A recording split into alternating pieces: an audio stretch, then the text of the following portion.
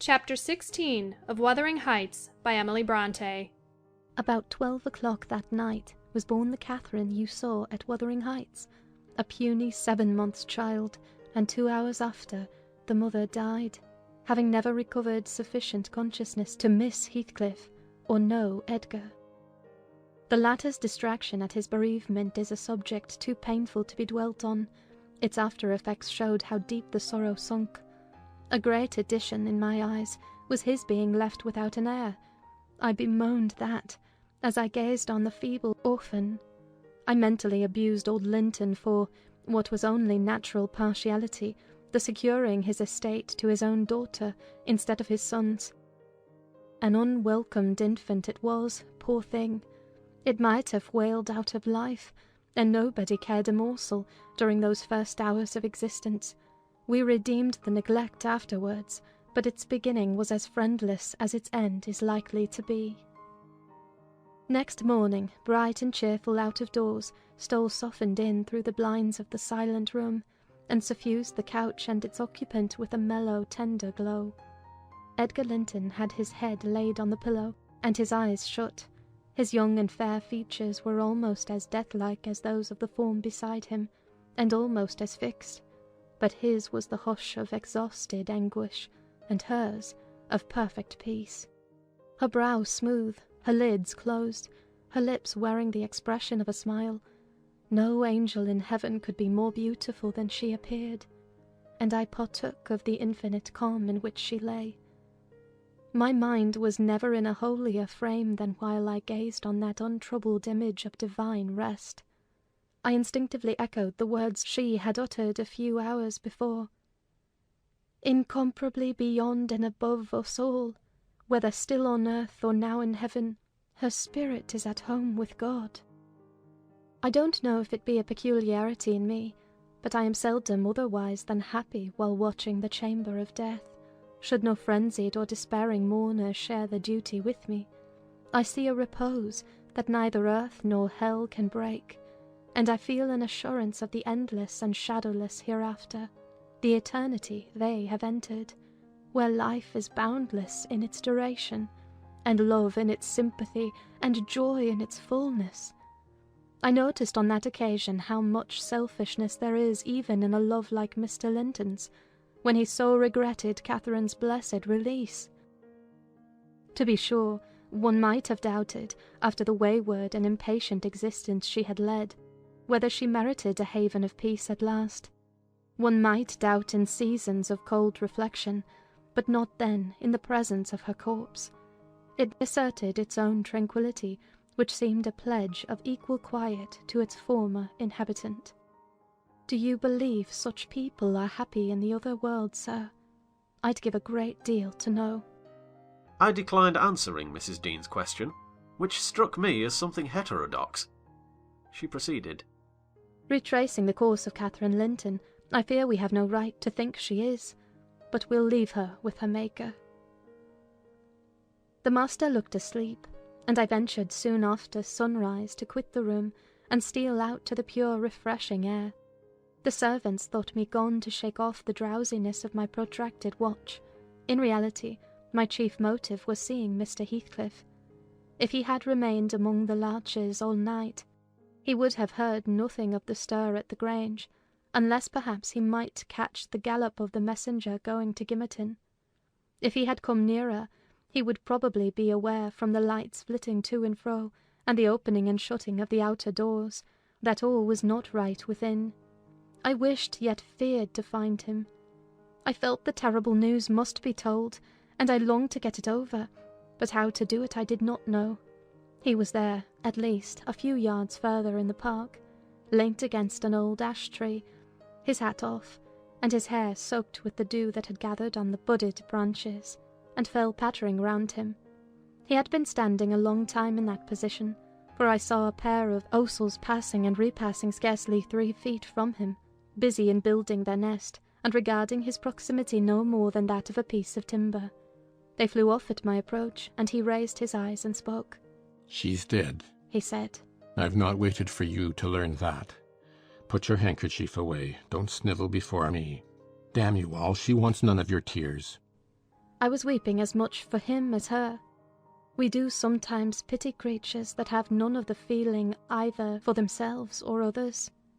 When I first looked into his face, I perceived that he had got intelligence of the catastrophe, and a foolish notion struck me that his heart was quelled and he prayed, because his lips moved and his gaze was bent on the ground. "Yes, she's dead," I answered, checking my sobs and drying my cheeks.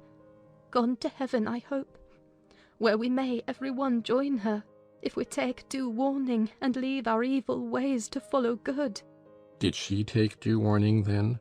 asked Heathcliff, attempting a sneer. Did she die like a saint? Come, give me a true history of the event. How did... He endeavoured to pronounce the name, but could not manage it, and compressing his mouth he held a silent combat with his inward agony, defying meanwhile my sympathy with an unflinching ferocious stare. How did she die? He resumed at last, fain, notwithstanding his hardihood, to have a support behind him, for, after the struggle, he trembled in spite of himself to his very finger ends. "Poor wretch," I thought, "you have a heart and nerves the same as your brother men. Why should you be anxious to conceal them? Your pride cannot blind God. You tempt him to wring them till he forces a cry of humiliation." "Quietly as a lamb," I answered aloud. She drew a sigh and stretched herself like a child reviving, and sinking again to sleep, and 5 minutes after I felt one little pulse at her heart, and nothing more. And did she ever mention me? He asked, hesitating, as if he dreaded the answer to his question would introduce details that he could not bear to hear. "Her senses never returned. She recognized nobody from the time you left her," I said. "She lies with a sweet smile on her face, and her latest ideas wandered back to pleasant early days, her life closed in a gentle dream. She may wake as kindly in the other world." May she wake in torment, he cried with frightful vehemence, stamping his foot and groaning in a sudden paroxysm of ungovernable passion. Why, she's a liar to the end. Where is she? Not there, not in heaven, not perished. Where? Oh, you said you cared nothing for my sufferings, and I pray one prayer. I repeat it till my tongue stiffens. Catherine Earnshaw, may you not rest as long as I am living. You said I killed you. Haunt me then. The murdered do haunt their murderers, I believe. I know that ghosts have wandered on earth. Be with me always. Take any form, drive me mad. Only do not leave me in this abyss where I cannot find you. Oh God, it is unutterable. I cannot live without my life. I cannot live without my soul." He dashed his head against the knotted trunk, and, lifting up his eyes, howled, not like a man but like a savage beast being goaded to death with knives and spears. I observed several splashes of blood about the bark of the tree, and his hand and forehead were both stained. Probably the scene I witnessed was a repetition of others acted during the night. It hardly moved my compassion, it appalled me. Still, I felt reluctant to quit him so. But the moment he recollected himself enough to notice me watching, he thundered a command for me to go, and I obeyed. He was beyond my skill to quiet or console. Mrs. Linton's funeral was appointed to take place on the Friday following her decease. Until then her coffin remained uncovered, and strewn with flowers and scented leaves, in the great drawing-room. Linton spent his days and nights there, a sleepless guardian, and, a circumstance concealed from all but me, Heathcliff spent his nights, at least, outside, equally a stranger to repose. I held no communication with him. Still, I was conscious of his design to enter if he could, and on the Tuesday, a little after dark, when my master, from sheer fatigue, had been compelled to retire a couple of hours, I went and opened one of the windows, moved by his perseverance to give him a chance of bestowing on the faded image of his idol one final adieu. He did not omit to avail himself of the opportunity, cautiously and briefly, too cautiously to betray his presence by the slightest noise. Indeed, I shouldn't have discovered that he had been there, except for the disarrangement of the drapery about the corpse's face, and for observing on the floor a curl of light hair, fastened with a silver thread, which on examination I ascertained to have been taken from a locket hung round Catherine's neck. Heathcliff had opened the trinket and cast out its contents, replacing them by a black lock of his own. I twisted the two, and enclosed them together. Mr. Earnshaw was, of course, invited to attend the remains of his sister to the grave. He sent no excuse, but he never came, so that, besides her husband, the mourners who were wholly composed of tenants and servants, Isabella was not asked. The place of Catherine's interment, to the surprise of the villagers, was neither in the chapel under the carved monument of the Lintons, nor yet by the tombs of her own relations outside. It was dug on a green slope in a corner of the kirkyard, where the wall is so low that heath and bilberry plants have climbed over it from the moor, and peat mould almost buries it. Her husband lies in the same spot now, and they have each a simple headstone above, and a plain grey block at their feet, to mark the graves.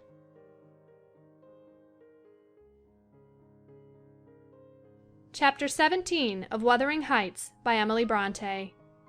That Friday made the last of our fine days for a month. In the evening the weather broke, the wind shifted from south to northeast, and brought rain first, and then sleet and snow. On the hidden morrow one could hardly imagine that there had been 3 weeks of summer. The primroses and crocuses were hidden under wintry drifts, the larks were silent, the young leaves of the early trees smitten and blackened, and dreary and chill and dismal that morrow did creep over. My master kept his room. I took possession of the lonely parlour, converting it into a nursery, and there I was, sitting with the moaning doll of a child laid on my knee, rocking it to and fro, and watching meanwhile the still driving flakes build up the uncurtained window, when the door opened, and some person entered, out of breath and laughing. My anger was greater than my astonishment for a minute. I supposed it one of the maids, and I cried, "Have done! How dare you show your giddiness here? What would Mr. Linton say if he heard you?" "Excuse me," answered a familiar voice, "but I know Edgar is in bed, and I cannot stop myself." With that, the speaker came forward into the fire, panting and holding her hand to her side. "I have run the whole way from Wuthering Heights," she continued after a pause, "except where I've flown. I couldn't count the number of falls I've had. Oh, I'm aching all over. Don't be alarmed. There shall be an explanation as soon as I can give it.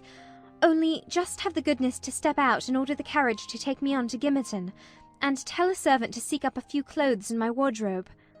The intruder was Mrs. Heathcliff. She certainly seemed in no laughing predicament. Her hair streamed on her shoulders, dripping with snow and water. She was dressed in the girlish dress she commonly wore, befitting her age more than her position, a low frock with short sleeves, and nothing on either head or neck. The frock was of light silk, and clung to her with wet, and her feet were protected merely by thin slippers. To add to this, a deep cut under one ear, which only the cold prevented from bleeding profusely. A white face scratched and bruised, and a frame hardly able to support itself through fatigue. And you may fancy my first fright was not much allayed when I had had leisure to examine her. "My dear young lady," I exclaimed, "I'll stir nowhere and hear nothing till you have removed every article of your clothes and put on dry things, and certainly you shall not go to Gimmerton tonight, so it is needless to order the carriage." "Certainly I shall," she said, "walking or riding, yet I've no objection to dress myself decently. And, see how it flows down my neck now. The fire does make it smart." She insisted on my fulfilling her directions before she would let me touch her, and not till after the coachman had been instructed to get ready, and a maid set to pack up some necessary attire, did I obtain her consent for binding the wound and helping to change her garments.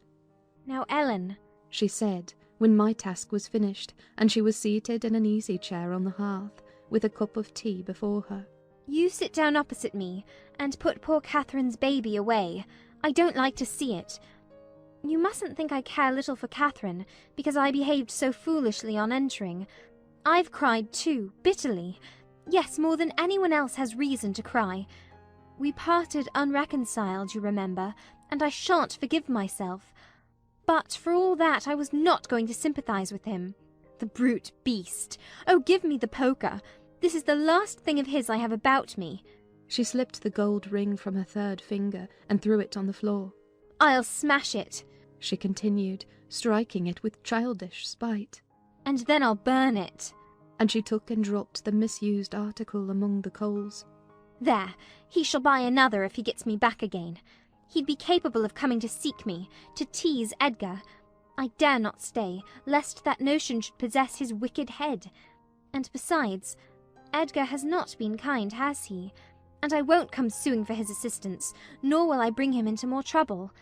Necessity compels me to seek shelter here, though if I had not learned he was out of the way, I'd have halted at the kitchen, washed my face, warmed myself, got you to bring what I wanted, and departed again to anywhere out of the reach of my accursed, of that incarnate goblin. Ah, he was in such a fury. If he had caught me... It's a pity Earnshaw is not his match in strength. I wouldn't have run till I'd seen him all but demolished, had Hindley been able to do it. Well, don't talk so fast, miss, I interrupted. You'll disorder the handkerchief I have tied round your face, and make the cut bleed again. Drink your tea, and take breath, and give over laughing. Laughter is sadly out of place under this roof, and in your condition. An undeniable truth, she replied. Listen to that child. It maintains a constant wail. Send it out of my hearing for an hour. I shan't stay any longer. I rang the bell, and committed it to a servant's care, and then I inquired what had urged her to escape from Wuthering Heights in such an unlikely plight, and where she meant to go, as she refused remaining with us. I ought, and I wished to remain, answered she, to cheer Edgar and take care of the baby for two things, and because the Grange is my right home. But I tell you he wouldn't let me. Do you think he could bear to see me grow fat and merry? Could bear to think that we were tranquil, and not resolve on poisoning our comfort? Now I have the satisfaction of being sure that he detests me, to the point of its annoying him seriously to have me within earshot or eyesight. I notice, when I enter his presence, the muscles of his countenance are involuntarily distorted into an expression of hatred, partly arising from his knowledge of the good causes I have to feel that sentiment for him, and partly from original aversion. It is strong enough to make me feel pretty certain that he would not chase me over England, supposing I contrived a clear escape, and therefore I must get quite away. I've recovered from my first desire to be killed by him. I'd rather he'd kill himself. He has extinguished my love effectually, and so I'm at my ease. I can recollect yet how I loved him, and can dimly imagine that I could still be loving him if... No, even if he had doted on me, the devilish nature would have revealed its existence somehow. Catherine had an awfully perverted taste to esteem him so dearly, knowing him so well. Monster! Would that he could be blotted out of creation and out of my memory. Hush, hush, he's a human being, I said. Be more charitable. There are worse men than he is yet. He's not a human being, she retorted. And he has no claim on my charity. I gave him my heart, and he took and pinched it to death and flung it back to me. People feel with their hearts, Ellen, and since he has destroyed mine, I have not power to feel for him, and I would not, though he groaned from this to his dying day, and wept tears of blood for Catherine. No, indeed I wouldn't.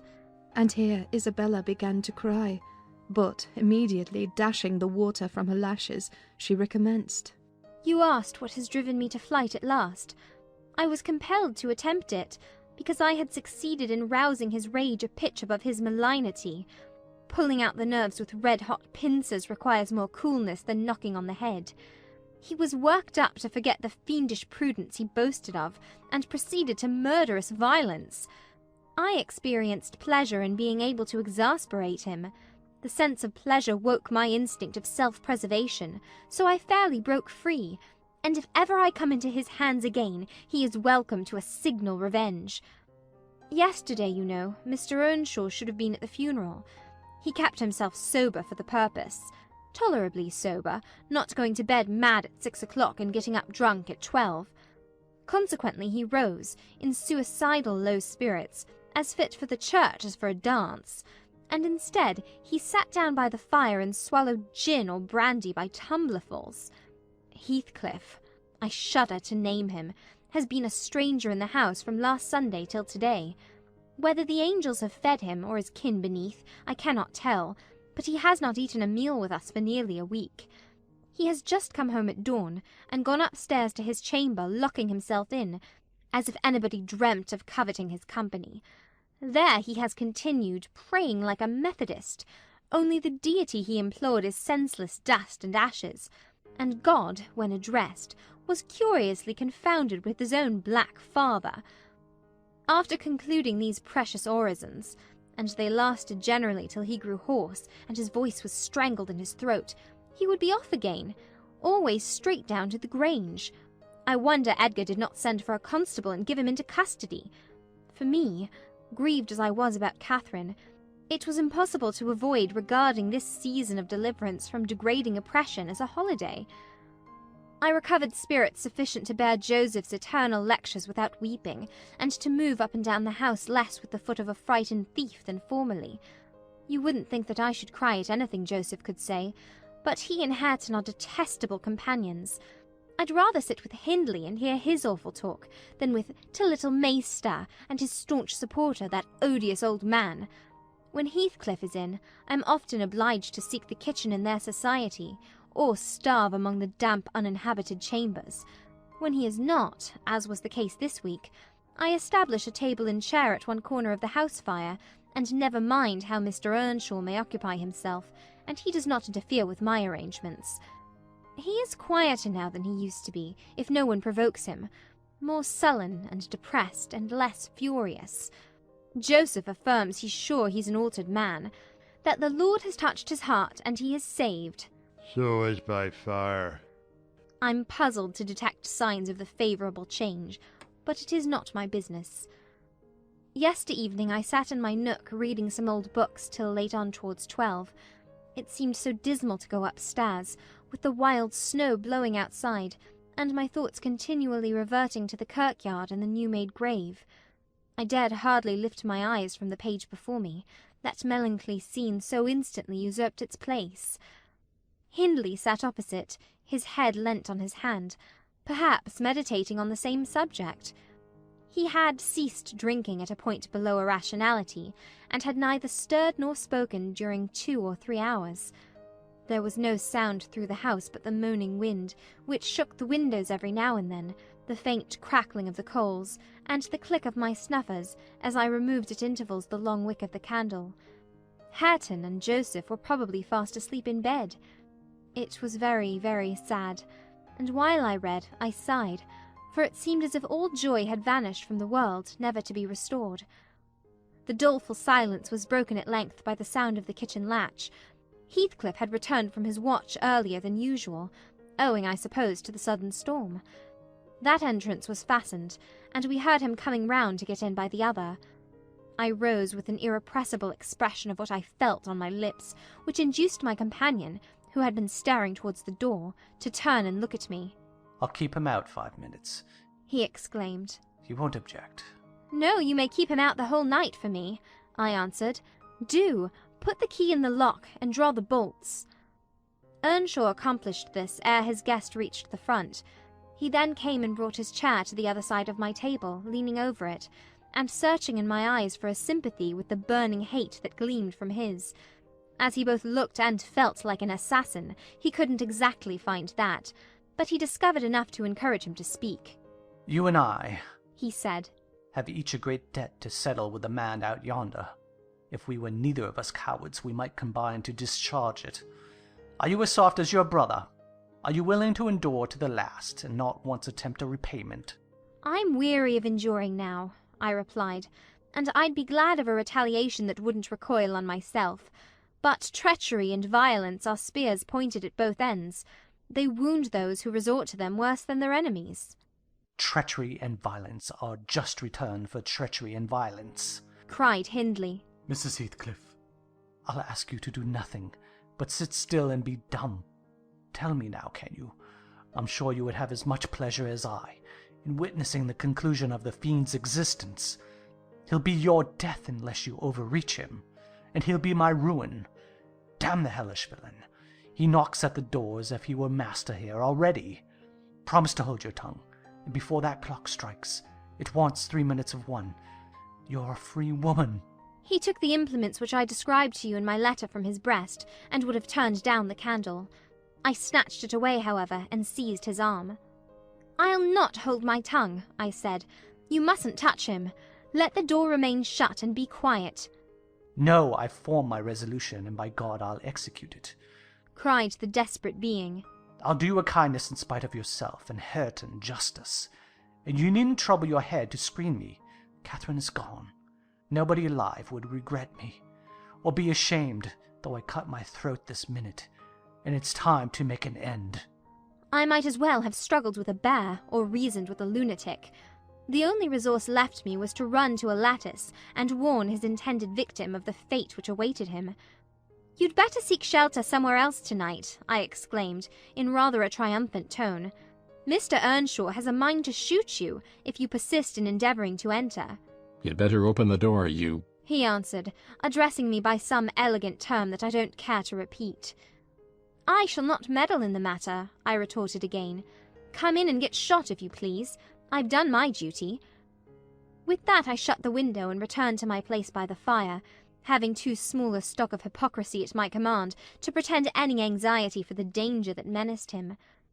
Earnshaw swore passionately at me, affirming that I loved the villain yet, and calling me all sorts of names for the base spirit I evinced. And I, in my secret heart, and conscience never reproached me, thought what a blessing it would be for him should Heathcliff put him out of misery, and what a blessing for me should he send Heathcliff to his right abode. As I sat nursing these reflections, the casement behind me was banged onto the floor by a blow from the latter individual, and his black countenance looked blightingly through. The stanchion stood too close to suffer his shoulders to follow, and I smiled, exulting in my fancied security. His hair and clothes were whitened with snow, and his sharp cannibal teeth, revealed by cold and wrath, gleamed through the dark. Isabella, let me in, or I'll make you repent. He gurned, as Joseph calls it. "I cannot commit murder," I replied. "Mr. Hindley stands sentinel with a knife and loaded pistol." Let me in by the kitchen door, he said.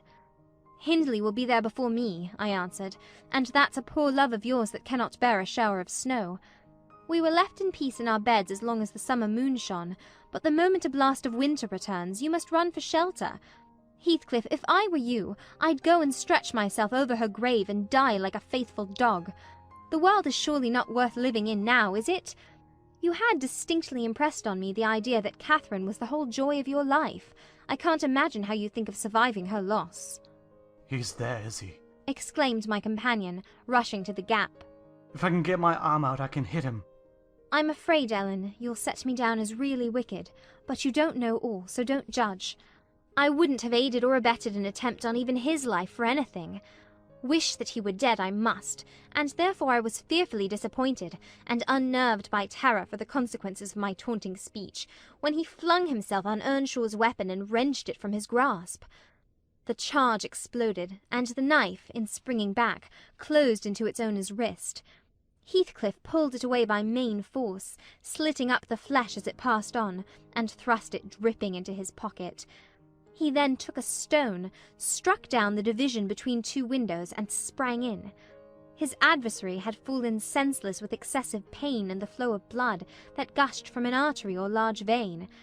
The ruffian kicked and trampled on him, and dashed his head repeatedly against the flags, holding me with one hand meantime to prevent me summoning Joseph. He exerted preterhuman self-denial in abstaining from finishing him completely, but getting out of breath he finally desisted, and dragged the apparently inanimate body onto the settle. There he tore off the sleeve of Earnshaw's coat, and bound up the wound with brutal roughness, spitting and cursing during the operation as energetically as he had kicked before. Being at liberty, I lost no time in seeking the old servant, who, having gathered by degrees the purport of my hasty tale, hurried below, gasping, as he descended the steps two at once. What is there to do now? What is there to do now? There's this to do, thundered Heathcliff. That your master's mad, and should he last another month, I'll have him to an asylum. And how the devil did you come to fasten me out, you toothless hound? Don't stand muttering and mumbling there. Come, I'm not going to nurse him. Wash that stuff away, and mind the sparks of your candle. It is more than half brandy. And so ye be murthering on him. Exclaimed Joseph, lifting his hands and eyes in horror. If ever I see deceit like this, may the Lord... Heathcliff gave him a push onto his knees in the middle of the blood, and flung a towel to him. But instead of proceeding to dry it up, he joined his hands and began a prayer, which excited my laughter from its odd phraseology. I was in the condition of mind to be shocked at nothing. In fact, I was as reckless as some malefactors show themselves at the foot of the gallows. Oh, I forgot you, said the tyrant. You do that. Down with you. And you conspire with him against me, do you, viper? There, that is work fit for you. He shook me till my teeth rattled, and pitched me beside Joseph, who steadily concluded his supplications, and then rose, vowing he would set off for the Grange directly. Mr. Linton was a magistrate, and though he had 50 wives dead, he should inquire into this. He was so obstinate in his resolution that Heathcliff deemed it expedient to compel from my lips a recapitulation of what had taken place, standing over me, heaving with malevolence, as I reluctantly delivered the account in answer to his questions. It required a great deal of labour to satisfy the old man that Heathcliff was not the aggressor, especially with my hardly wrung replies. However, Mr. Earnshaw soon convinced him that he was alive still. Joseph hastened to administer a dose of spirits, and by their succour his master presently regained motion and consciousness. Heathcliff, aware that his opponent was ignorant of the treatment received while insensible, called him deliriously intoxicated, and said that he should not notice his atrocious conduct further, but advised him to get to bed. To my joy he left us, after giving this judicious counsel, and Hindley stretched himself on the hearthstone. I departed to my own room, marvelling that I had escaped so easily. This morning, when I came down, about half an hour before noon, Mr. Earnshaw was sitting by the fire, deadly sick. His evil genius, almost as gaunt and ghastly, leant against the chimney. Neither appeared inclined to dine, and having waited till all was cold on the table, I commenced alone. Nothing hindered me from eating heartily, and I experienced a certain sense of satisfaction and superiority, as, at intervals, I cast a look towards my silent companions, and felt the comfort of a quiet conscience within me. After I had done, I ventured on the unusual liberty of drawing near the fire, going round Earnshaw's seat, and kneeling in the corner beside him. Heathcliff did not glance my way, and I gazed up, and contemplated his features almost as confidently as if they had been turned to stone. His forehead, that I once thought so manly, and that I now think so diabolical, was shaded with a heavy cloud. His basilisk eyes were nearly quenched by sleeplessness, and weeping, perhaps, for the lashes were wet then. His lips devoid of their ferocious sneer, and sealed in an expression of unspeakable sadness. Had it been another, I would have covered my face in the presence of such grief. In his case I was gratified, and, ignoble as it seems to insult a fallen enemy, I couldn't miss this chance of sticking in a dart. His weakness was the only time when I could taste the delight of paying wrong for wrong. Fie, fie, miss, I interrupted. One might suppose you had never opened a Bible in your life. If God afflict your enemies, surely that ought to suffice you. It is both mean and presumptuous to add your tortures to his. In general I'll allow that it would be, Ellen, she continued. But what misery laid on Heathcliff could content me, unless I have a hand in it. I'd rather he suffered less, if I might cause his sufferings, and he might know that I was the cause. Oh, I owe him so much. On only one condition can I hope to forgive him. It is, if I may take an eye for an eye, a tooth for a tooth. For every wrench of agony return a wrench, reduce him to my level. As he was the first to injure, make him the first to implore pardon, and then, why then, Ellen, I might show you some generosity. But it is utterly impossible I can ever be revenged, and therefore I cannot forgive him. Hindley wanted some water, and I handed him a glass, and asked him how he was. Not as ill as I wish, he replied. "But leaving out my arm, every inch of me is a sore. It's as if I had been fighting with a legion of imps." Yes, no wonder, was my next remark. Catherine used to boast that she stood between you and bodily harm. She meant that certain persons would not hurt you for fear of offending her. It's well people don't really rise from their grave, or last night she might have witnessed a repulsive scene. Are not you bruised and cut over your chest and shoulders? "I can't say," he answered. "But what do you mean? Did he dare to strike me when I was down?" He trampled on and kicked you, and dashed you on the ground, I whispered, and his mouth watered to tear you with his teeth, because he's only half man, not so much, and the rest fiend. Mr. Earnshaw looked up, like me, to the countenance of our mutual foe, who, absorbed in his anguish, seemed insensible to anything around him. The longer he stood, the plainer his reflections revealed their blackness through his features. "Oh, if God would but give me the strength to strangle him in my last agony, I'd go to hell with joy," groaned the impatient man, writhing to rise, and sinking back in despair, convinced of his inadequacy for the struggle. "Nay, it's enough that he has murdered one of you," I observed aloud. "At the Grange, everyone knows your sister would have been living now had it not been for Mr. Heathcliff. After all, it is preferable to be hated than loved by him. When I recollect how happy we were, how happy Catherine was before he came, I'm fit to curse the day." Most likely, Heathcliff noticed more the truth of what was said than the spirit of the person who said it.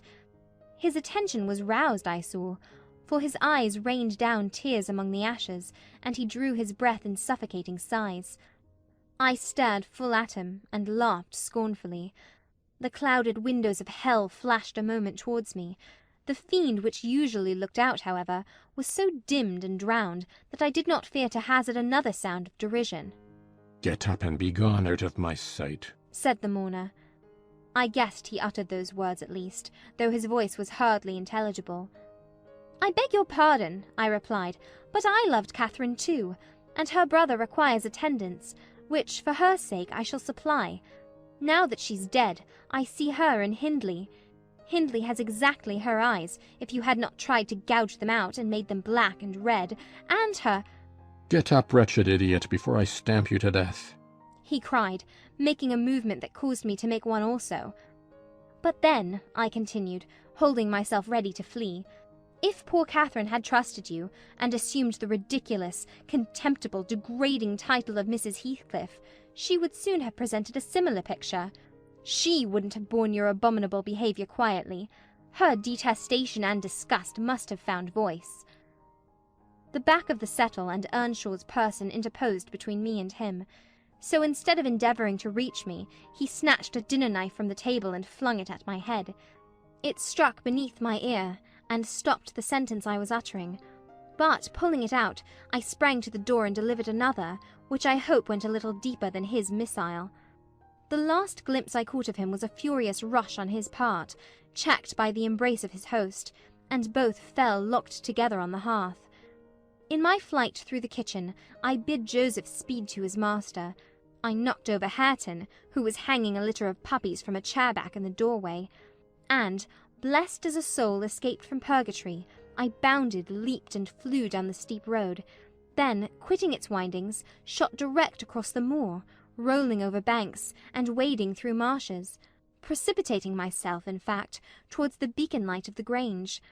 And far rather would I be condemned to a perpetual dwelling in the infernal regions than, even for one night, abide beneath the roof of Wuthering Heights again. Isabella ceased speaking, and took a drink of tea.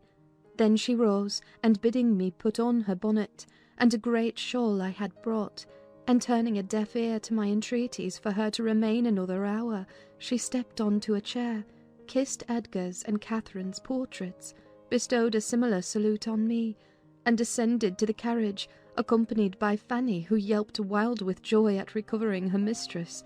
She was driven away, never to revisit this neighbourhood, but a regular correspondence was established between her and my master when things were more settled. I believe her new abode was in the south, near London. There she had a son, born a few months subsequent to her escape.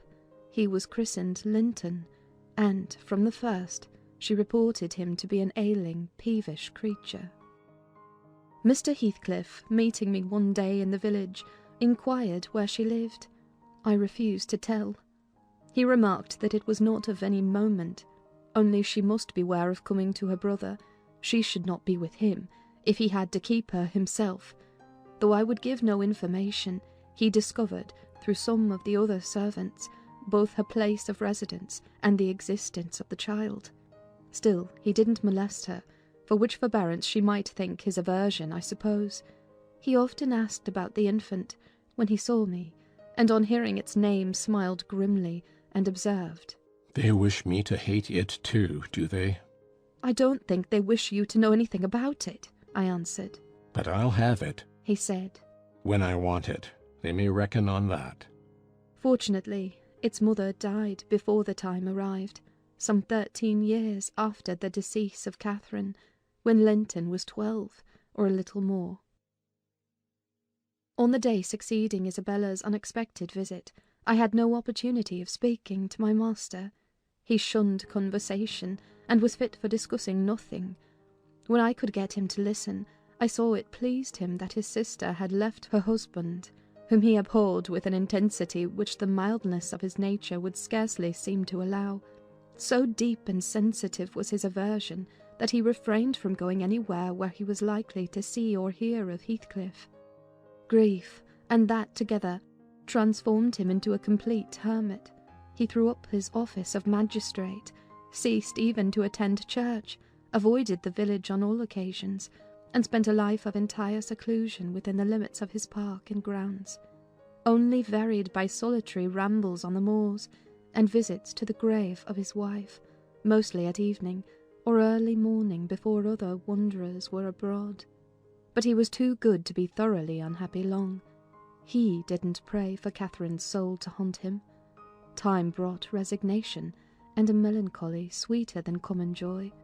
He recalled her memory with ardent, tender love, and hopeful aspiring to the better world, where he doubted not she was gone.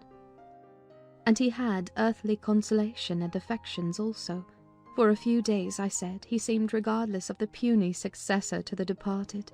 That coldness melted as fast as snow in April, and ere the tiny thing could stammer a word or totter a step, it wielded a despot's sceptre in his heart.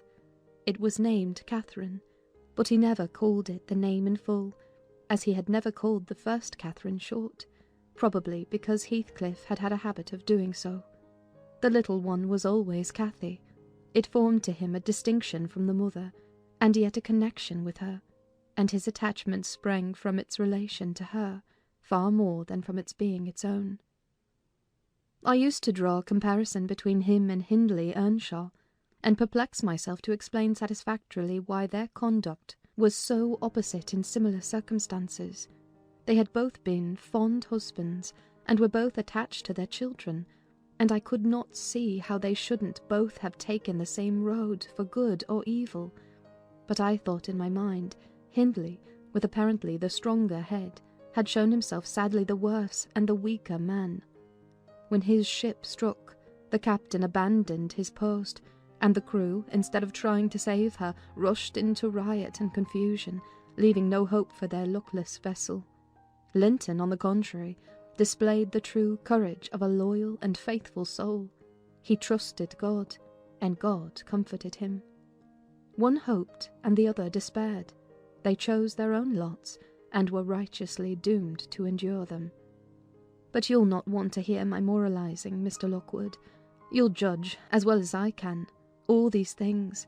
At least you'll think you will, and that's the same. The end of Earnshaw was what might have been expected. It followed fast on his sister's. There were scarcely 6 months between them. We at the Grange never got a very succinct amount of his state preceding it.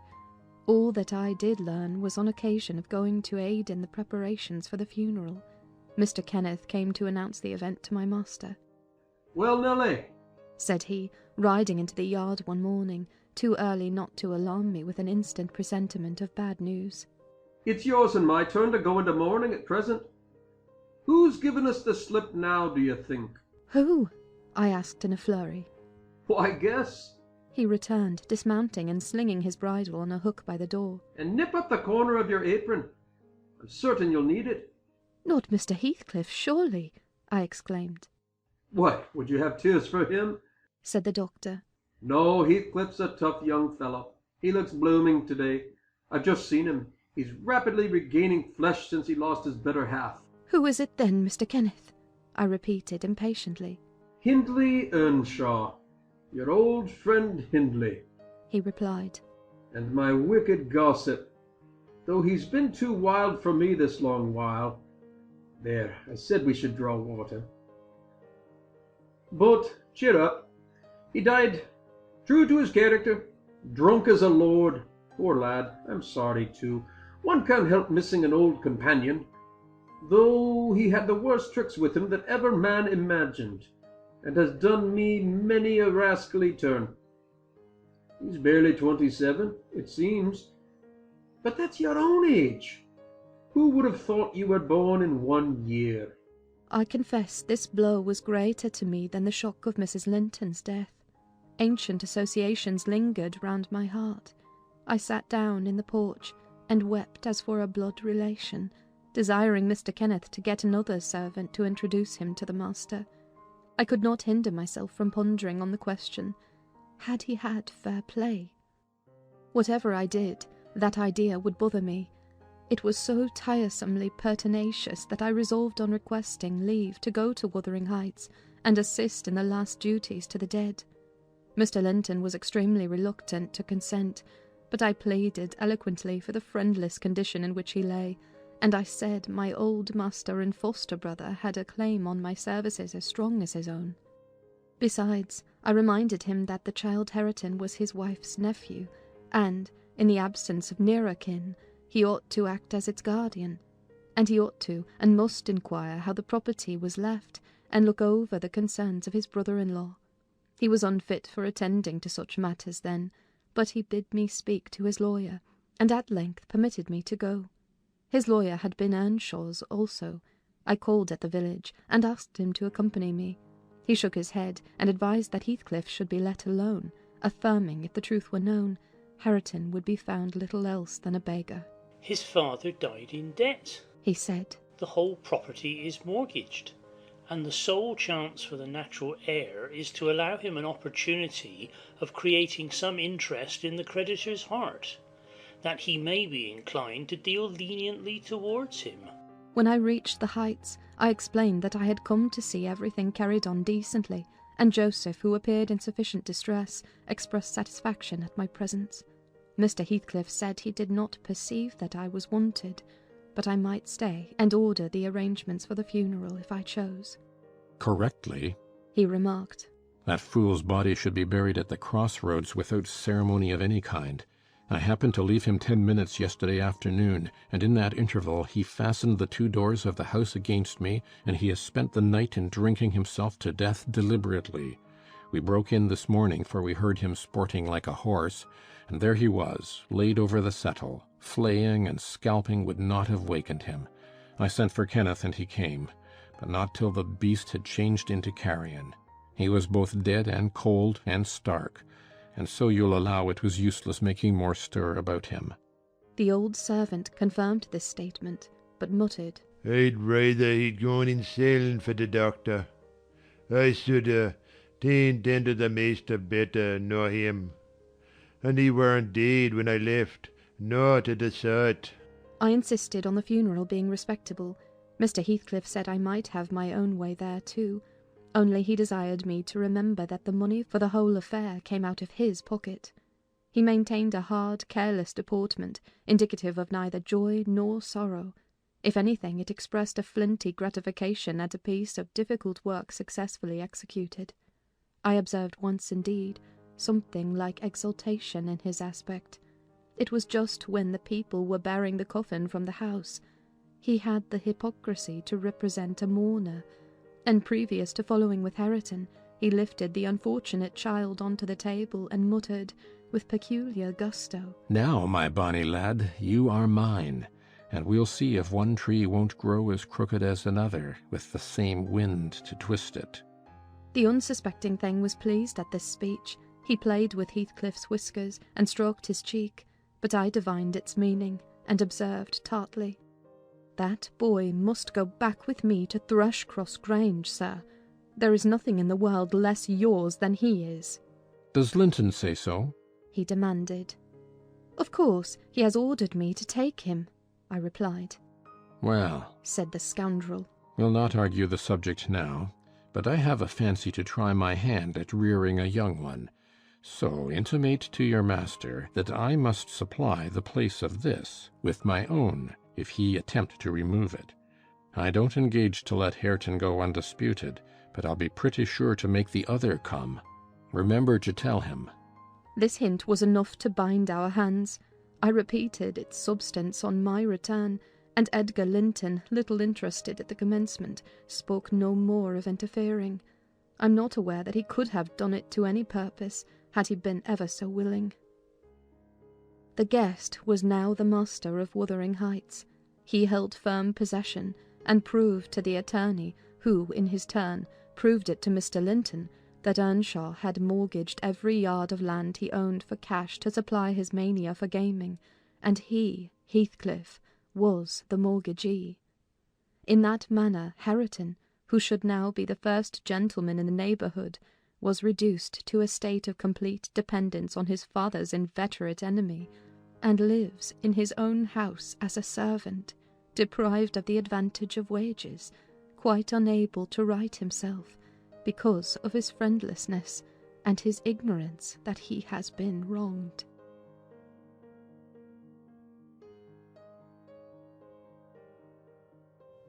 Chapter 18 of Wuthering Heights by Emily Bronte. The 12 years, continued Mrs. Dean, following that dismal period were the happiest of my life. My greatest troubles in their passage rose from our little lady's trifling illnesses, which she had to experience in common with all children, rich and poor. For the rest, after the first 6 months, she grew like a larch, and could walk and talk too, in her own way, before the heath blossomed a second time over Mrs. Linton's dust. She was the most winning thing that ever brought sunshine into a desolate house, a real beauty in face, with the Earnshaws' handsome dark eyes, but the Lintons' fair skin and small features, and yellow curling hair. Her spirit was high, though not rough, and qualified by a heart sensitive and lively to excess in its affections. That capacity for intense attachments reminded me of her mother. Still, she did not resemble her, for she could be soft and mild as a dove, and she had a gentle voice and pensive expression. Her anger was never furious, her love never fierce. It was deep and tender. However, it must be acknowledged she had faults to foil her gifts. A propensity to be saucy was one, and a perverse will that indulged children invariably acquire, whether they be good-tempered or cross. If a servant chanced to vex her, it was always, "I shall tell papa." And if he reproved her, even by a look, you would have thought it a heart-breaking business. I don't believe he ever did speak a harsh word to her. He took her education entirely on himself, and made it an amusement. Fortunately, curiosity and a quick intellect made her an apt scholar. She learned rapidly and eagerly, and did honour to his teaching. Till she reached the age of 13, she had not once been beyond the range of the park by herself. Mr. Linton would take her with him a mile or so outside, on rare occasions, but he trusted her to no one else. Gimmerton was an unsubstantial name in her ears, the chapel the only building she had approached or entered, except her own home. Wuthering Heights and Mr. Heathcliff did not exist for her. She was a perfect recluse, and, apparently, perfectly contented. Sometimes, indeed, while surveying the country from her nursery window, she would observe, "Ellen, how long will it be before I can walk to the top of those hills? I wonder what lies on the other side. Is it the sea?" "No, Miss Cathy," I would answer. "It is hills again, just like these." "And what are those golden rocks like when you stand under them?" she once asked. The abrupt descent of Penistone Crags particularly attracted her notice, especially when the setting sun shone on it, and the topmost heights and the whole extent of landscape besides lay in shadow. I explained that they were bare masses of stone, with hardly enough earth in their clefts to nourish a stunted tree. "And why are they bright so long after it is evening here?" she pursued. Because they are a great deal higher up than we are, replied I. You could not climb them, they are too high and steep. In winter the frost is always there before it comes to us, and deep into summer I have found snow under that black hollow on the northeast side. "Oh, you have been on them!" she cried gleefully. "Then I can go too, when I am a woman. Has papa been, Ellen?" Papa would tell you, miss, I answered hastily, that they are not worth the trouble of visiting. The moors where you ramble with him are much nicer, and Thrushcross Park is the finest place in the world. "But I know the park, and I don't know those," she murmured to herself. "and I should delight to look round me from the brow of that tallest point. My little pony Minnie shall take me some time." One of the maids mentioning the fairy cave quite turned her head with a desire to fulfil this project. She teased Mr. Linton about it, and he promised she should have the journey when she got older.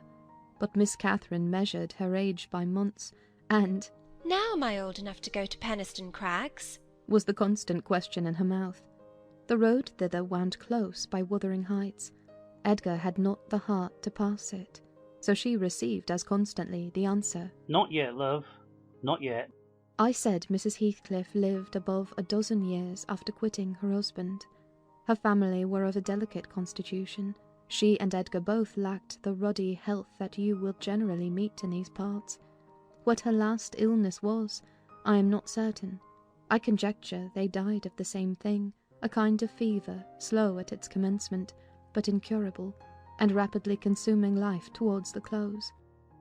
She wrote to inform her brother of the probable conclusion of a 4 months' indisposition under which she had suffered, and entreated him to come to her, if possible, for she had much to settle, and she wished to bid him adieu, and deliver Linton safely into his hands. Her hope was that Linton might be left with him, as he had been with her. His father, she would fain convince herself, had no desire to assume the burden of his maintenance or education. My master hesitated not a moment in complying with her request, reluctant as he was to leave home at ordinary calls. He flew to answer this, commanding Catherine to my peculiar vigilance in his absence, with reiterated orders that she must not wander out of the park.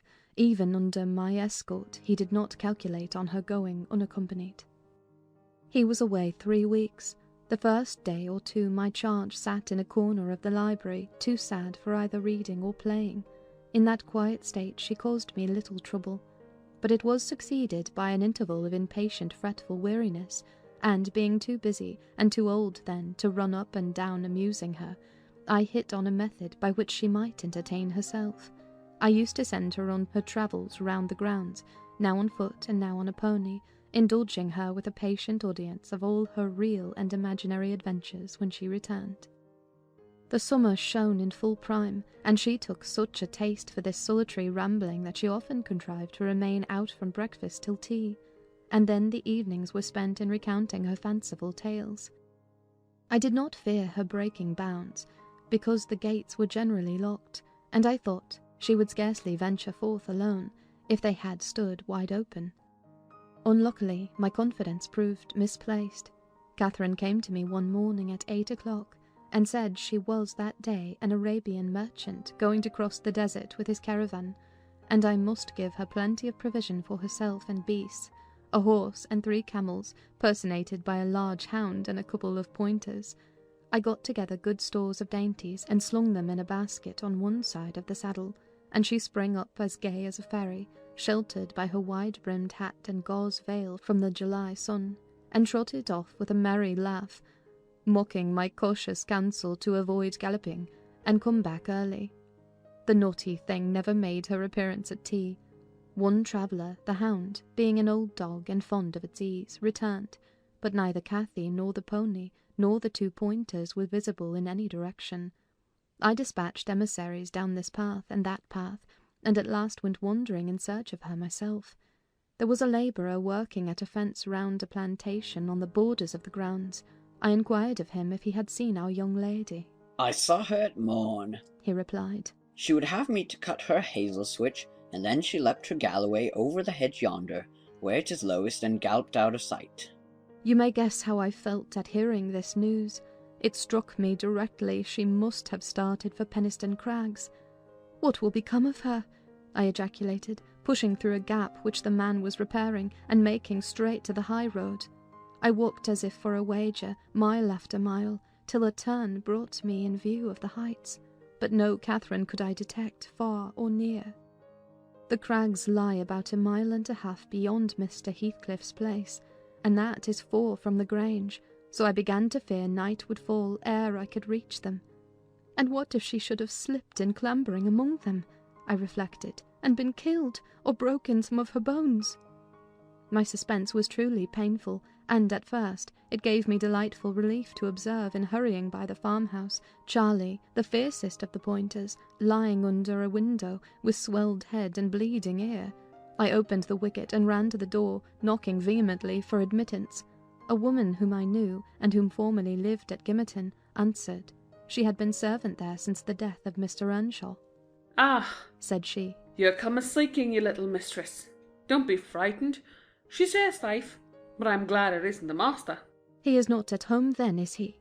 I panted, quite breathless with quick walking and alarm. No, she replied. "Both he and Joseph are off, and I think they won't return this hour or more. Step in and rest you a bit." I entered and beheld my stray lamb seated on the hearth, rocking herself in a little chair that had been her mother's when a child. Her hat was hung against the wall, and she seemed perfectly at home, laughing and chattering in the best spirits imaginable to Hareton, now a great, strong lad of 18, who stared at her with considerable curiosity and astonishment, comprehending precious little of the fluent succession of remarks and questions which her tongue never ceased pouring forth. "Very well, miss," I exclaimed, concealing my joy under an angry countenance. "This is your last ride till papa comes back. I'll not trust you over the threshold again, you naughty, naughty girl." "Aha, Ellen!" she cried gaily, jumping up and running to my side. "I shall have a pretty story to tell tonight, and so you found me out. Have you ever been here in your life before?" "Put that hat on and home at once," said I. "I'm dreadfully grieved at you, Miss Cathy. You've done extremely wrong. It's no use pouting and crying. That won't repay the trouble I've had scouring the country after you. To think how Mr. Linton charged me to keep you in, and you stealing off so. It shows you are a cunning little fox, and nobody will put faith in you any more." "What have I done?" sobbed she, instantly checked.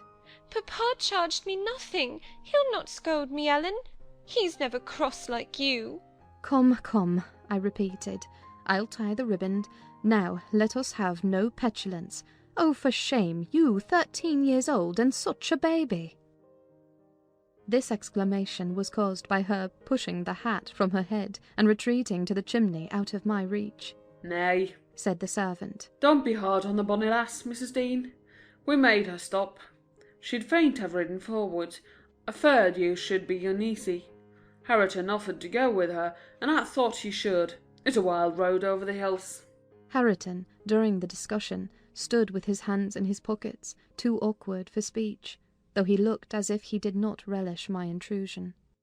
"How long am I to wait?" I continued, disregarding the woman's interference. "It will be dark in 10 minutes. Where is the pony, Miss Cathy, and where is Phoenix? I shall leave you unless you be quick, so please yourself." "The pony is in the yard," she replied. "and Phoenix is shut in there. He's bitten, and so is Charlie. I was going to tell you all about it, but you are in a bad temper, and don't deserve to hear." I picked up her hat and approached to reinstate it, but perceiving that the people of the house took her part, she commenced capering round the room, and on my giving chase ran like a mouse over and under and behind the furniture, rendering it ridiculous for me to pursue. Hareton and the woman laughed, and she joined them, and waxed more impertinent still, till I cried in great irritation, "Well, Miss Cathy, if you were aware whose house this is, you'd be glad enough to get out." "It's your father's, isn't it?" said she, turning to Hareton. "Nay," he replied, looking down and blushing bashfully. He could not stand a steady gaze from her eyes, though they were just his own. Whose then? Your master's? She asked. He coloured deeper, with a different feeling, muttered an oath, and turned away. Who is his master? Continued the tiresome girl, appealing to me. He talked about our house and our folk. I thought he had been the owner's son. And he never said miss. He should have done, shouldn't he, if he's a servant? Hareton grew black as thundercloud at this childish speech. I silently shook my questioner, and at last succeeded in equipping her for departure. Now get my horse, she said, addressing her unknown kinsman as she would one of the stable boys at the Grange. And you may come with me. I want to see where the goblin hunter rises in the marsh, and to hear about the fairishes, as you call them. But make haste. What's the matter? Get my horse, I say. I'll see thee damned before I be thy servant, growled the lad. You'll see me what? Asked Catherine in surprise. Damn thou saucy witch, he replied. There, Miss Cathy, you see you have got into pretty company, I interposed. Nice words to be used to a young lady. Pray don't begin to dispute with him. Come, let us seek for Minnie ourselves, and be gone. But Ellen, cried she, staring fixed in astonishment. How dare he speak so to me? Mustn't he be made to do as I ask him? You wicked creature, I shall tell papa what you said. Now then. Hareton did not appear to feel this threat, so the tears sprang into her eyes with indignation. You bring the pony, she exclaimed, turning to the woman. And let my dog free this moment. Softly, miss, answered she, addressed. You'll lose nothing by being civil. Though, Mr. Hareton, there, be not the master's son, he's your cousin, and I was never hired to serve you. He? My cousin? cried Cathy with a scornful laugh. Yes, indeed, responded her reprover. Oh, Ellen, don't let them say such things, she pursued in great trouble.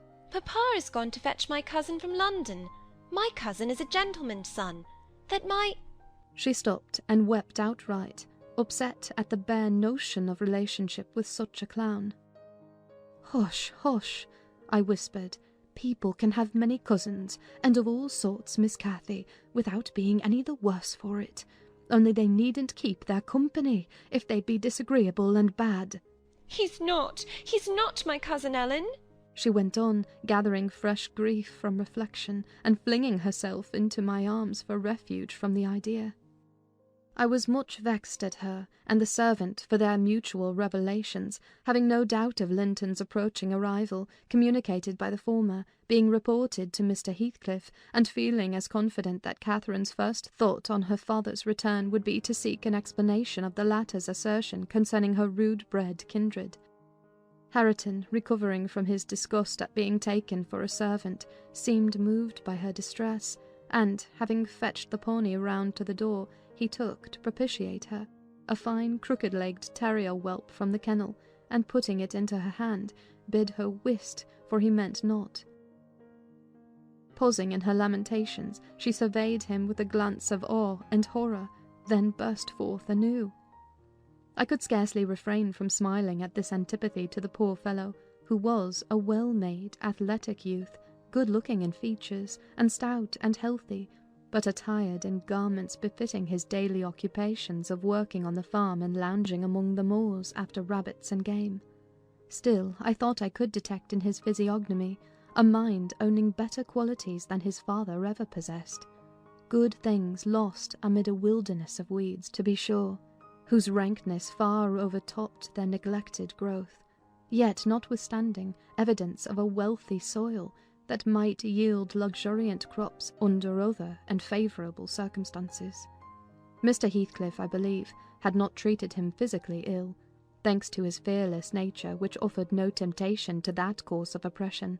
He had none of the timid susceptibility that would have given zest to ill treatment, in Heathcliff's judgment. He appeared to have bent his malevolence on making him a brute.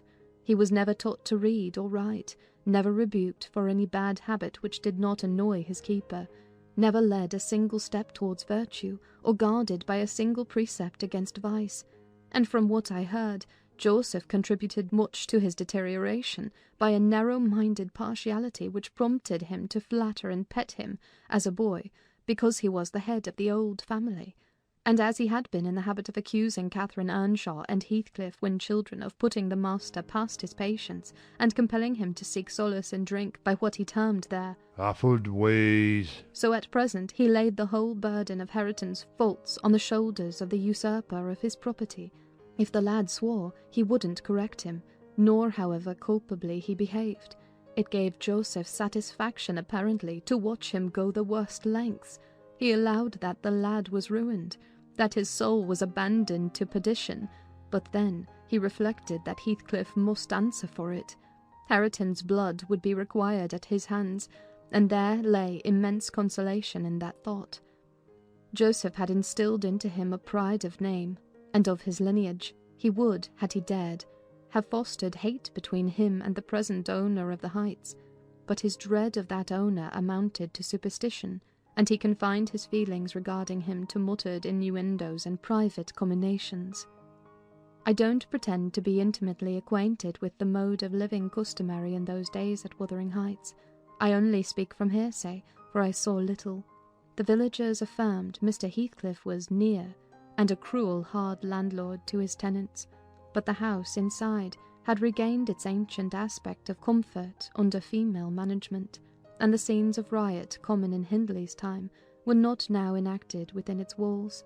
The master was too gloomy to seek companionship with any people, good or bad, and he is yet.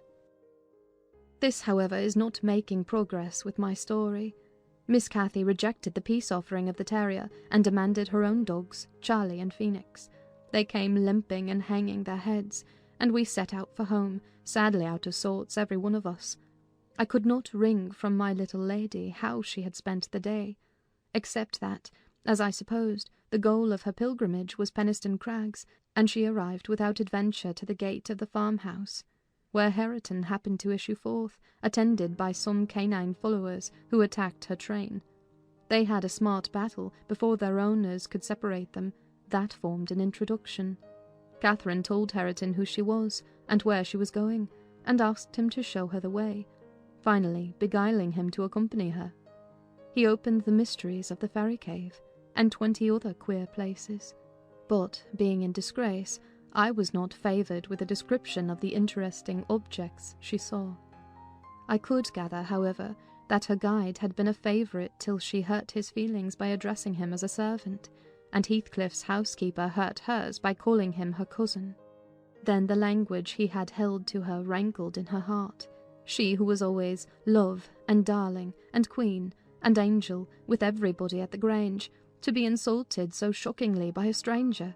She did not comprehend it, and hard work I had to obtain a promise that she would not lay the grievance before her father. I explained how he objected to the whole household at the Heights, and how sorry he would be to find she had been there, but I insisted most on the fact that if she revealed my negligence of his orders, he would perhaps be so angry that I should have to leave, and Cathy couldn't bear that prospect. She pledged her word, and kept it for my sake. After all, she was a sweet little girl.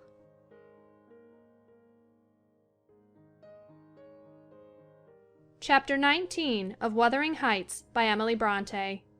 A letter, edged with black, announced the day of my master's return. Isabella was dead, and he wrote to bid me get mourning for his daughter, and arrange a room and other accommodations for his youthful nephew. Catherine ran wild with joy at the idea of welcoming her father back, and indulged most sanguine anticipations of the innumerable excellencies of her real cousin. The evening of their expected arrival came. Since early morning she had been busy ordering her own small affairs, and now attired in her new black frock, poor thing, her aunt's death impressed her with no definite sorrow. She obliged me, by constant worrying, to walk with her down through the grounds to meet them. Linton is just 6 months younger than I am, she chattered, as we strolled leisurely over the swells and hollows of mossy turf, under shadow of the trees. How delightful it will be to have him for a playfellow. Aunt Isabella sent Papa a beautiful lock of his hair. It was lighter than mine, more flaxen and quite as fine. I have it carefully preserved in a little glass box, and I've often thought what a pleasure it would be to see its owner. Oh, I am happy, And papa, dear, dear papa! Come, Ellen, let us run. Come, run. She ran and returned and ran again many times before my sober footsteps reached the gate, and then she seated herself on the grassy bank beside the path and tried to wait patiently, but that was impossible. She couldn't be still a minute. How long they are! She exclaimed. Ah, I see some dust on the road. They are coming. No. When will they be here? May we not go a little way? Half a mile, Ellen, only just half a mile.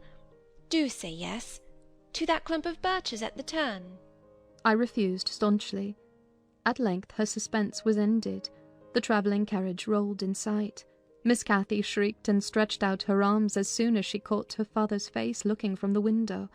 He descended, nearly as eager as herself, and a considerable interval elapsed ere they had a thought to spare for any but themselves.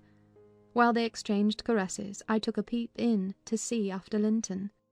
He was asleep in a corner, wrapped in a warm fur-lined cloak, as if it had been winter. A pale, delicate, effeminate boy, who might have been taken for my master's younger brother, so strong was the resemblance. But there was a sickly peevishness in his aspect that Edgar Linton never had. The latter saw me looking, and having shaken hands, advised me to close the door and leave him undisturbed, for the journey had fatigued him. Cathy would fain have taken one glance, but her father told her to come, and they walked together up the park, while I hastened before to prepare the servants. Now, darling, said Mr. Linton, addressing his daughter, as they halted at the bottom of the front steps. Your cousin is not so strong and so merry as you are, and he has lost his mother, remember, a very short time since. Therefore, don't expect him to play and run about with you directly. And don't harass him much by talking. Let him be quiet this evening at least, will you? Yes, yes, papa, answered Catherine. But I do want to see him, and he hasn't once looked out. The carriage stopped, and the sleeper, being roused, was lifted to the ground by his uncle. This is your cousin Cathy, Linton, he said, putting their little hands together. She's fond of you already, and mind you don't grieve her by crying tonight. Try to be cheerful now. The travelling is at an end, and you have nothing to do but rest and amuse yourself as you please. Let me go to bed then, answered the boy, shrinking from Catherine's salute, and he put his fingers to remove incipient tears. Come, come, there's a good child, I whispered, leading him in. You'll make her weep too. See how sorry she is for you. I do not know whether it was sorrow for him, but his cousin put on as sad a countenance as himself, and returned to her father.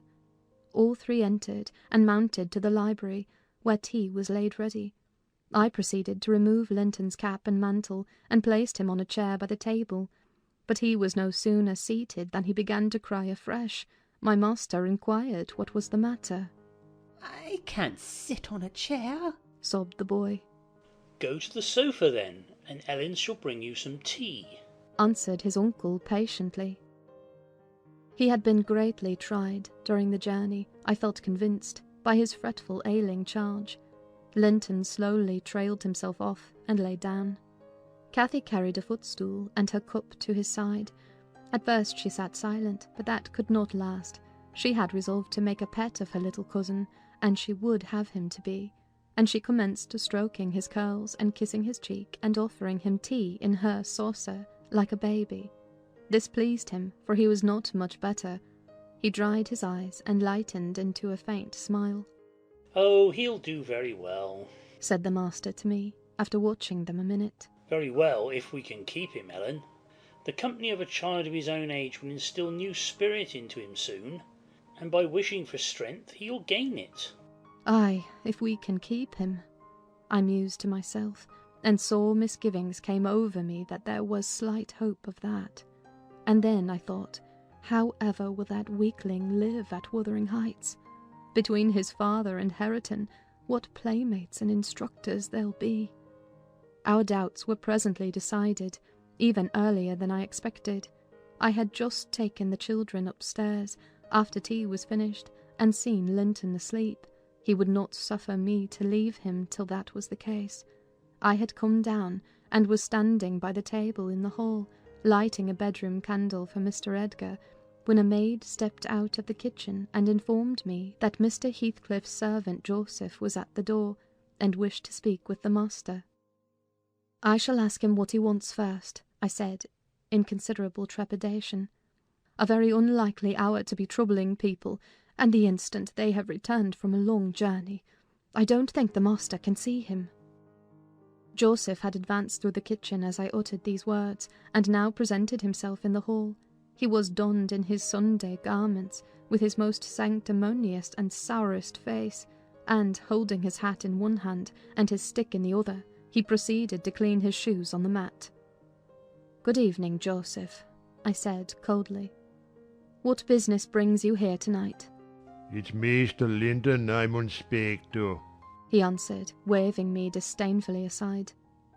"Mr. Linton is going to bed. Unless you have something particular to say, I'm sure he won't hear it now," I continued. "You had better sit down in there and entrust your message to me." "Which is his room?" pursued the fellow, surveying the range of closed doors. I perceived he was bent on refusing my mediation, so very reluctantly I went up to the library and announced the unseasonable visitor, advising that he should be dismissed till next day. Mr. Linton had no time to empower me to do so, for Joseph mounted close at my heels, and, pushing into the apartment, planted himself at the far side of the table, with his 2 fists clapped on the head of his stick, and began in an elevated tone, as if anticipating opposition. "Heathcliff has sent me for his lad, and I mun to go back bout him." Edgar Linton was silent a minute. An expression of exceeding sorrow overcast his features. He would have pitied the child on his own account, but, recalling Isabella's hopes and fears, and anxious wishes for her son, and her commendations of him to his care, he grieved bitterly at the prospect of yielding him up, and searched in his heart how it might be avoided. No plan offered itself. The very exhibition of any desire to keep him would have rendered the claimant more peremptory.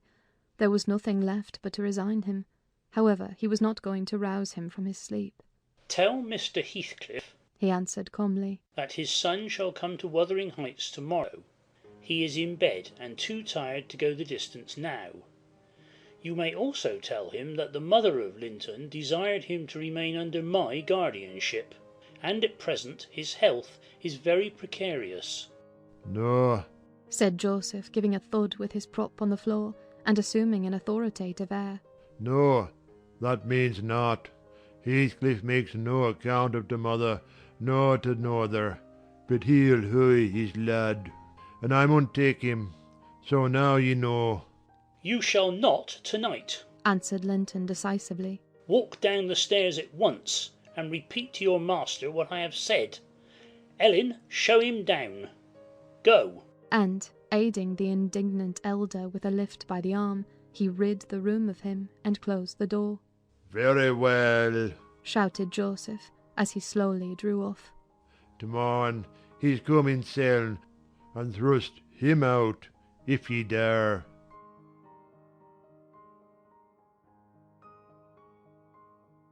Chapter 20 of Wuthering Heights by Emily Bronte. To obviate the danger of this threat being fulfilled, Mr. Linton commissioned me to take the boy home early, on Catherine's pony, and, said he, "As we shall now have no influence over his destiny, good or bad, you must say nothing of where he has gone to my daughter. She cannot associate with him hereafter, and it is better for her to remain in ignorance of his proximity, lest she should be restless and anxious to visit the Heights. Merely tell her his father sent for him suddenly, and he has been obliged to leave us." Linton was very reluctant to be roused from his bed at 5 o'clock, and astonished to be informed that he must prepare for further travelling. But I softened off the matter by stating that he was going to spend some time with his father, Mr. Heathcliff, who wished to see him so much he did not like to defer the pleasure till he should recover from his late journey. "My father!" he cried in strange perplexity. "Mamma never told me I had a father. Where does he live? I'd rather stay with uncle." "He lives a little distance from the Grange," I replied, "just beyond those hills. Not so far, but you may walk over here when you get hearty. and you should be glad to go home and to see him. You must try to love him as you did your mother, and then he will love you." "But why have I not heard of him before?" asked Linton. "Why didn't Mamma and he live together, as other people do?" "He had business to keep him in the north," I answered, "and your mother's health required her to reside in the south." "And why didn't Mamma speak to me about him?" persevered the child. "She often talked of Uncle, and I learned to love him long ago. How am I to love Papa? I don't know him." "Oh, all children love their parents," I said.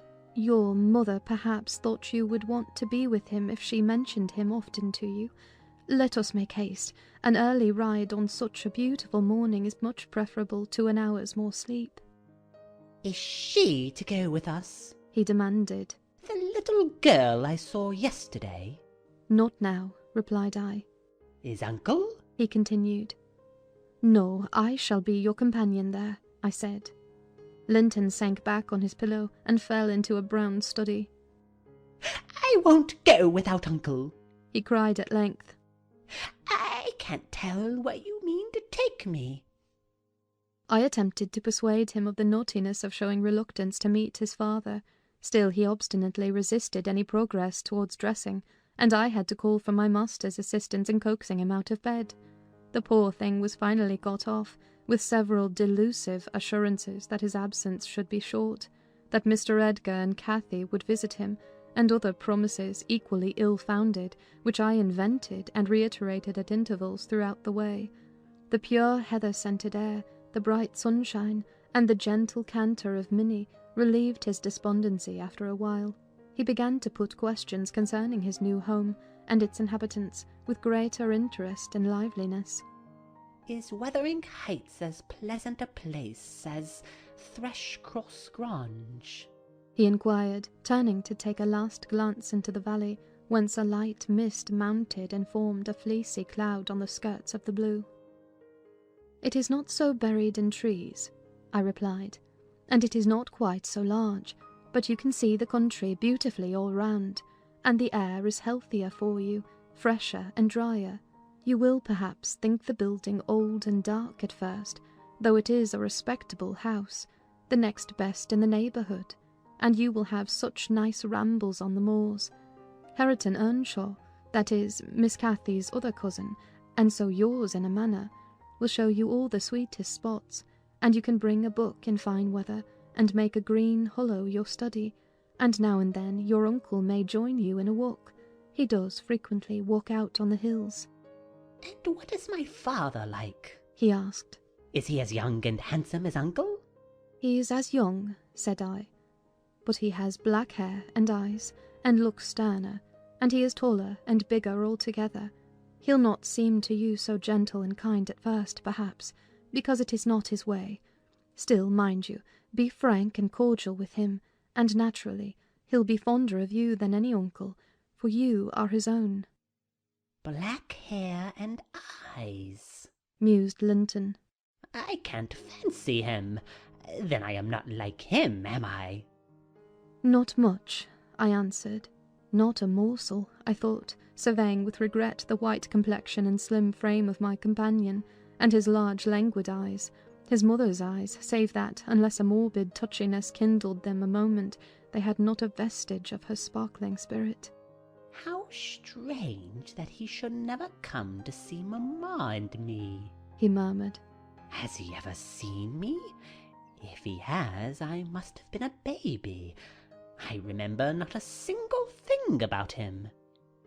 "Why, Master Linton," said I, 300 miles is a great distance, and 10 years seem very different in length to a grown-up person compared with what they do to you. It is probable Mr. Heathcliff proposed going from summer to summer, but never found a convenient opportunity, and now it is too late. Don't trouble him with questions on the subject.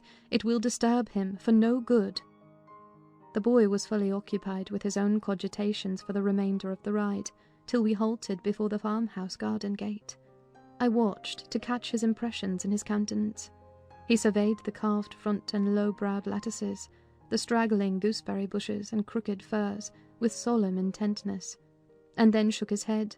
His private feelings entirely disapproved of the exterior of his new abode, but he had sense to postpone complaining.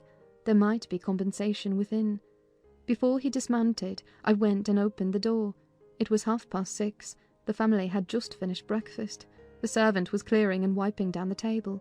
Joseph stood by his master's chair, telling some tale concerning a lame horse, and Hareton was preparing for the hayfield. "Hello, Nelly," said Mr. Heathcliff when he saw me. "I feared I should have to come down and fetch my property myself. You've brought it, have you? Let us see what we can make of it." He got up and strode to the door. Hareton and Joseph followed in gaping curiosity. Poor Linton ran a frightened eye over the faces of the three. "Surely," said Joseph after a grave inspection. "He's swapped wi' ye, measter, and yon's his lass." Heathcliff, having stared his son into an ague of confusion, uttered a scornful laugh. "God, what a beauty! What a lovely, charming thing!" he exclaimed. "Haven't they reared it on snails and sour milk, Nelly? Oh, damn my soul, but that's worse than I expected, and the devil knows I was not sanguine." I bid the trembling and bewildered child get down and enter. He did not thoroughly comprehend the meaning of his father's speech, or whether it were intended for him. Indeed, he was not yet certain that the grim, sneering stranger was his father, but he clung to me with growing trepidation, and on Mr. Heathcliff's taking a seat and bidding him come hither, he hid his face on my shoulder and wept. "Tut, tut," said Heathcliff, stretching out a hand and dragging him roughly between his knees, and then holding up his head by the chin. "None of that nonsense. We're not going to hurt thee, Linton. Isn't that thy name? Thou art thy mother's child entirely. Where is my share in thee, puling chicken?" He took off the boy's cap and pushed back his thick flaxen curls, felt his slender arms and his small fingers, during which examination Linton ceased crying and lifted his great blue eyes to inspect the inspector. "Do you know me?" asked Heathcliff, having satisfied himself that the limbs were all equally frail and feeble. "No," said Linton, with a gaze of vacant fear. "You've heard of me, I dare say?" "No," he replied again. "No. What a shame of your mother never to waken your filial regard for me. You are my son, then, I'll tell you, and your mother was a wicked slut to leave you in ignorance of the sort of father you possessed. Now don't wince and colour up, though it is something to see you have not white blood. Be a good lad, and I'll do for you. Nelly, if you be tired, you may sit down. If not, get home again. I guess you'll report what you hear and see to the cipher at the Grange, and this thing won't be settled while you linger about it." "Well," replied I hope you'll be kind to the boy, Mr. Heathcliff, or you'll not keep him long, and he's all you have akin in the wide world that you will ever know. Remember." "I'll be very kind to him, you needn't fear," he said, laughing. "Only nobody else must be kind to him. I'm jealous of monopolizing his affection. And, to begin my kindness, Joseph, bring the lad some breakfast. Hareton, you infernal calf, begone to your work. Yes, Nell," he added, when they had departed. "my son is prospective owner of your place, and I should not wish him to die till I was certain of being his successor. Besides, he's mine, and I want the triumph of seeing my descendant fairly lord of their estates, my child hiring their children to till their father's lands for wages. That is the sole consideration which can make me endure the whelp. I despise him for himself, and hate him for the memories he revives. But that consideration is sufficient. He's as safe with me, and shall be tended as carefully as your master tends his own.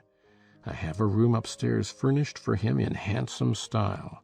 I've engaged a tutor also to come 3 times a week from 20 miles distance to teach him what he pleases to learn.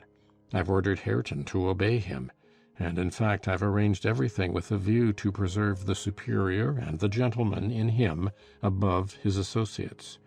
I do regret, however, that he so little deserves the trouble. If I wished any blessing in the world, it was to find him a worthy object of pride, and I'm bitterly disappointed with the whey-faced, whining wretch." While he was speaking, Joseph returned bearing a basin of milk porridge and placed it before Linton, who stirred round the homely mess with a look of aversion, and affirmed he could not eat it. I saw the old manservant shared largely in his master's scorn of the child, though he was compelled to retain the sentiment in his heart, because Heathcliff plainly meant his underlings to hold him in honour. "Cannot eat it?" repeated he, peering in Linton's face, and subduing his voice to a whisper for fear of being overheard. "But Maister Hareton never ate naught else when he were a little un, and what were good enough for him is good enough for ye, I's rather think." I shan't eat it, answered Linton snappishly. Take it away. Joseph snatched up the food indignantly and brought it to us. "Is there aught ails thy victuals?" thrusting the tray under Heathcliff's nose. "What should ail them?" he said. "Why," answered Joseph, "yon dainty chap says he cannot eat 'em. But I guess it's right. His mother were just so. We were a'most too mucky to sow to corn for making her bread." "Don't mention his mother to me," said the master angrily. "Get him something that he can eat, that's all. What is his usual food, Nelly?"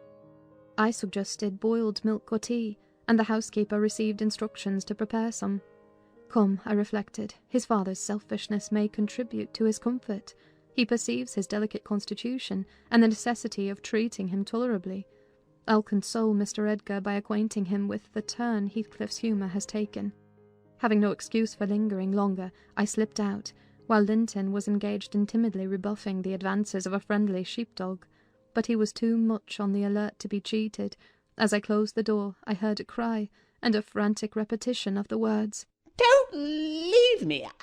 I'll not stay here! I'll not stay here!" Then the latch was raised and fell. They did not suffer him to come forth. I mounted Minnie and urged her to a trot, and so my brief guardianship ended. End of chapter 20.